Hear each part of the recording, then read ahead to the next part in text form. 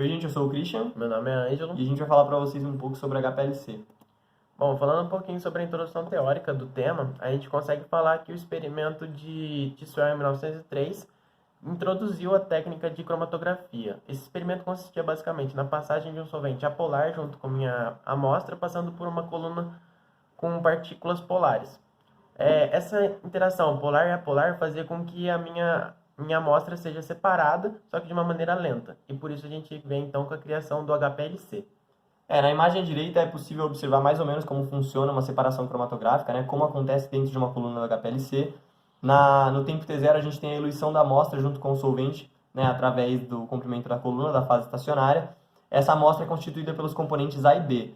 Né? E ao decorrer do tempo, né, passando no decorrer da coluna, a gente tem A e B sendo separados de acordo com a afinidade de cada componente com cada uma das fases móveis estacionárias. E aí no tempo T3 a gente tem A saindo da coluna, indo para o detector, e a gente tem o primeiro pulso no cromatograma de A, e no tempo T4, logo depois, com um tempo de retenção maior, B sai da coluna e a gente tem, né, o gráfico de B no cromatograma. Sobre a instrumentação da técnica, né, como o HPLC funciona e como ele faz com que essas separações e quantificações sejam possíveis, a gente separou em alguns sistemas principais de equipamento. O primeiro deles que a gente vai falar é o sistema de reservatório de fase móvel. É basicamente onde fica estocado, né, armazenado os nossos solventes, né, da fase móvel. E a gente tem dois tipos de eluição principais. A gente tem a eluição isocrática, onde nosso solvente, sendo puro, sendo uma mistura de dois ou mais solventes, a composição da fase móvel vai ser constante durante toda a operação. Né? E a gente tem a eluição por gradiente, onde essa composição pode variar de uma maneira pré-programada, continuamente ou em etapas. Bom, a gente tem também ainda um sistema de bombeamento nesse processo, e a gente tem basicamente dois tipos de bombas. A bomba de seringa, que é basicamente um sistema de bombeamento livre de pulsação, porém ela tem uma capacidade relativa baixa.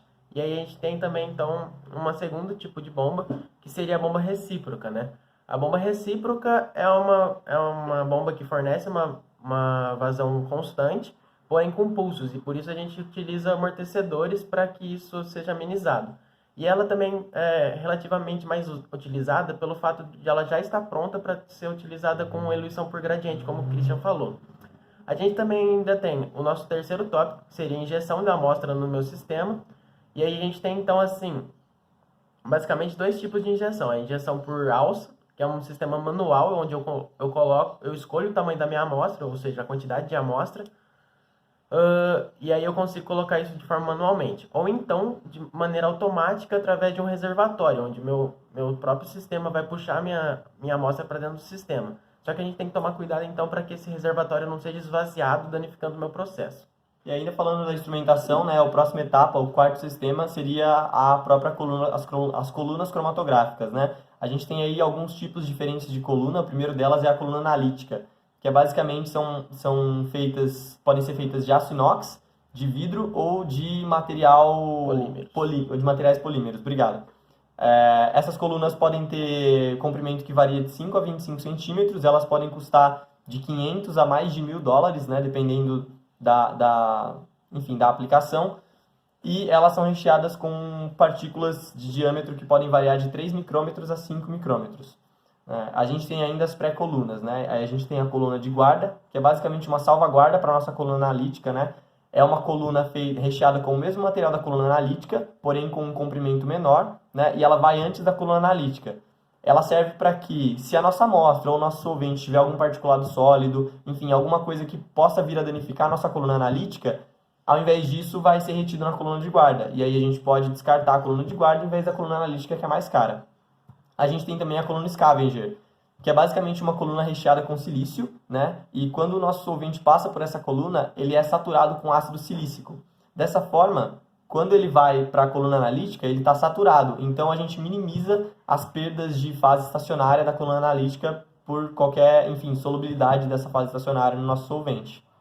Um outro tópico que é muito importante a respeito das colunas é o controle de temperatura, né? Algumas aplicações requerem controle de temperatura na coluna, né? Esse sistema de controle pode ser feito, por exemplo, com uma camisa térmica, que pode ser alimentada com banho-maria, ou até mesmo com um forno de coluna, né? Como acontece mais ou menos como acontece no GC. Bom, chegando então ao nosso último instrumento do nosso processo, os detectores, né? A gente tem aqui a nossa tabela, onde nossa primeira coluna exemplifica basicamente os tipos de detectores utilizados, né? Na nossa terceira coluna, a gente tem o limite de detecção, onde eu consigo classificar ele de acordo com o referente a cada tipo de detector. Só que, além disso, a gente precisa estudar o funcionamento da técnica para a gente conseguir aplicar elas a determinados tipos de cromatografia. Como, por exemplo, a gente tem o detector de condutividade, que pode ser aplicado basicamente nas cromatografias de troca iônica, como a gente vai ver um pouquinho mais para frente nesse vídeo. E a gente tem também o detector de absorvância. Essa técnica é a mais utilizada por ter a maior amplitude de aplicação, né? E aí, como vocês podem ver no vídeo, a gente tem basicamente o funcionamento da absorvância, onde a gente tem a entrada do solvente e logo depois restícios do meu analito, né? Aí essa amostra toda ela vai ser incendida por um feixe luminoso proveniente de uma fonte luminosa. E aí a gente minha substância vai absorver parte dessa energia.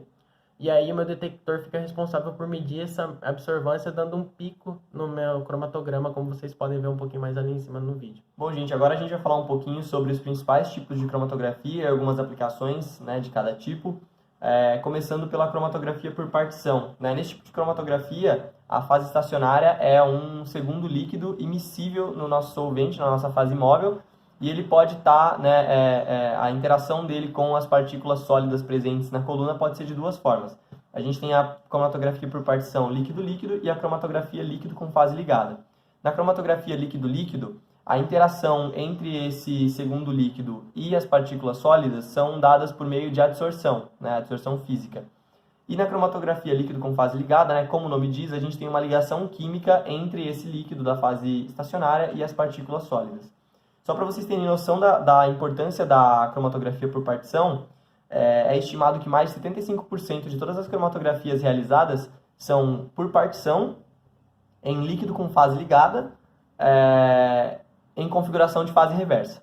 E aí, só para contextualizar, lembra que no início eu falei sobre o experimento do Tiswell? Então, aquele experimento era considerado como fase normal, onde meu solvente era polar e minha coluna cromatográfica era recheada com partículas polares. Então, agora a gente utiliza então a cromatografia com fase reversa, onde meu solvente agora é polar. E por que é polar? Porque a gente consegue solventes menos tóxicos que os primeiros e consegue usar inclusive a água, que é muito menos tóxico, e a gente pode utilizar ela de maneira muito mais barata também. E é mais fácil para descartar também, né? Vamos ajudar o meio ambiente. E algumas, né, como é o tipo mais importante em quantidade de cromatografias realizadas, a gente tem algumas aplicações, né, uma tabela com algumas aplicações da cromatografia por partição, e aí a gente tem diversos campos onde ela é aplicada, né? A gente tem o campo farmacêutico, campo bioquímico, indústria alimentícia, industrial químico, poluentes, né, ciência forense, química clínica. Então, ela com certeza é uma das cromatografias mais importantes que a gente tem. Bom, apresentando agora também o nosso segundo tipo de cromatografia, a gente pode falar da cromatografia por adsorção. Essa técnica consiste basicamente na passagem de um conjunto solvente mais amostra passando por uma fase estacionária sólida. Só que, no entanto, no mercado a gente só tem basicamente dois tipos de fase estacionária, sendo ela a sílica e a alumina. Isso, além de ser muito pouco no mercado, ela aumenta muito o tempo de retenção, né? Isso diminui o tempo da minha cromatografia. E por isso, então, a gente tem essa técnica cai em desuso. A gente tem também a nossa terceira técnica, que poderia ser a cromatografia por troca iônica, onde a gente tem basicamente dois tipos dela, né?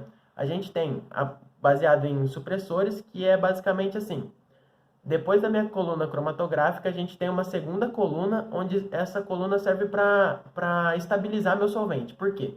Meu solvente vai passar pela minha amostra e ela vai interagir com uma amostra, só que com uma alta carga, porque nessa técnica elas utilizam a interação entre cargas das moléculas, né? E o nosso solvente é um eletrólito, né? É um eletrólito. E aí esse solvente, quando ele é muito forte, assim, ele acaba criando interferências no meu detector. Isso não é bom. Então, por isso a gente coloca uma segunda coluna para estabilizar esse solvente e chegar com menos distorcido no meu detector. E aí a gente tem o segundo tipo, que é a coluna única, onde todo esse processo ocorre em apenas uma coluna. Aí, isso a gente tem que fazer de uma maneira diferente. Em vez de a gente pegar um eletrólito muito forte, a gente pega um eletrólito que tem uma força mais branda, né? E aí ele não consegue fazer isso de uma forma tão robusta e não criando interferências no meu... Ele faz a separação de uma maneira mais branda e não cria tantas interferências no meu detector. O nosso quarto tipo de cromatografia seria a cromatografia de exclusão por tamanho, né? Diferente de todas as outras que a gente viu até agora, essa cromatografia não se baseia em princípios físicos e químicos, né? A gente não tem uma afinidade física, uma afinidade química que vai possibilitar meu processo de separação, né? Ela é aplicada para espécies de alta massa molecular, né? E o tempo de residência é basicamente em função da difusão da nossa amostra para dentro das partículas do empacotamento, né? O empacotamento da coluna é feito com partículas porosas caracterizadas por uma alta rede de poros, né? Então, a gente tem uma exclusão basicamente por tamanho, né? Como é o nome da cromatografia. Funciona basicamente assim. As partículas com tamanho maior, né, muito maior que os poros, não vão difundir nos poros, né? Não vão ser difundidos. Então, essas partículas vão sair basicamente junto com o solvente, né? O tempo de retenção delas vai ser muito menor do que todas as outras. A gente tem as partículas muito menores do que os poros. Essas partículas vão difundir para dentro da rede de poros, né, que é uma espécie de labirinto, e meio que vão se perder lá dentro. Então, elas vão ter um tempo de retenção muito maior. E as partículas de tamanho intermediário, né, em relação aos poros, o tempo de retenção delas vai basicamente depender mais ou menos do tamanho médio delas, né? Então, elas estão ali meio que intermediárias. As principais aplicações dessa técnica são para separações de ácidos graxos, né? São moléculas com alta massa molecular, e para determinação de massa molecular, né, de componentes com base em padrões realizados. Bom, indo então para no nosso quinto tipo de cromatografia, a gente pode falar da cromatografia por afinidade. Aqui a gente utiliza a ação de um ligante por afinidade que ele vai ficar fixado numa fase estacionária sólida, né? Então, aí quando a gente tem a passagem do meu solvente da minha fase móvel, eu vou conseguir fazer com que apenas parte do meu analito que tem afinidade com o meu ligante fiquem retido na minha fase estacionária. E aí, conforme a minha fase, quando eu tenho a certeza que toda a minha certa parte desse analito seja descartado, e aí eu fico somente com o meu solvente minha parte do analito que eu tenho interesse, eu mudo o pH dessa minha amostra, do meu sistema, e aí eu consigo fazer com que a parte do meu analito seja solta, seja eluída pela minha fase móvel e encaminhada para o meu detector. E então eu consigo uma vantagem de uma alta seletividade, e a aplicação pode ser utilizada no isolamento rápido de biomoléculas. A nossa sexta e última aplicação cromatográfica seria a cromatografia quiral, né? Essa cromatografia a aplicação dela é basicamente para separação de enantiômeros, né? Então, assim, o funcionamento dela é bem básico. Basicamente, a gente vai ter um agente, o que a gente chama de um agente de resolução quiral, que vai separar um enantiômero em detrimento de outro, né? Então, a gente tem lá 2, 3, enfim, N enantiômeros, e o agente quiral vai selecionar um enantiômero e ele vai ser retido ou vai ser levado pela fase móvel. E aí a gente tem a separação e quantificação de cada enantiômero. Bom, espero que vocês tenham gostado da nossa apresentação, né? Tenham pego um pouquinho da mensagem que a gente queria passar para vocês e tenham entendido melhor sobre o que é HPLC.